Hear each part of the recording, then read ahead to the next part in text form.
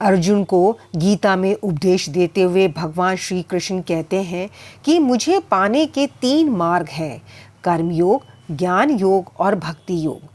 पर कोई अगर इन 3 मार्गों पर भी ना चल सके तो मुझे सबसे आसान मार्ग से भी पा सकता है, और वह मार्ग है शरणागति। जो भी मेरी शरण में आ जाएगा उसका उद्धार, उसका कल्याण, उसका भव सागर से पार होना सुनिश्चित है। फिर मेरी शरण में आने वाला व्यक्ति कोई भी क्यों ना हो, उसका कल्याण सुनिश्चित है। कुछ ऐसा ही भगवान राम रामायण में उद्घोष करते हुए कहते हैं कि हे वानरश्रेष्ठ सुग्रीव, वह व्यक्ति विभीषण हो अथवा स्वयं रावण भी हो तो भी उसको ले आओ, मैं उसे अभी अभेदान दे दूंगा। गीता में भी भगवान ये उद्घोष करते हैं कि हे अर्जुन, स्त्री, वैश्य, शूद्र तथा पाप योनि, चंडाल आदि जो कोई भी हो, वह भी मेरी शरण में होकर परम गति को ही प्राप्त होते हैं। फिर इसमें कहना ही क्या, जो पुण्यशील ब्राह्मण तथा राष्ट्रीय भक्तजन मेरी शरण होकर परम गति को प्राप्त होते हैं।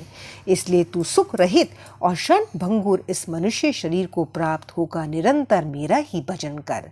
इस प्रकार मुझ में मन और आत्मा को नियुक्त करके मेरे परायण होकर शरणागत होकर तू मुझको ही प्राप्त होगा। सचमुच भगवान की इच्छाओं में अपनी इच्छाओं को मिला देना और भगवान के भावों में अपने सारे भावों को बुला देना ही सच्ची शरणागति है।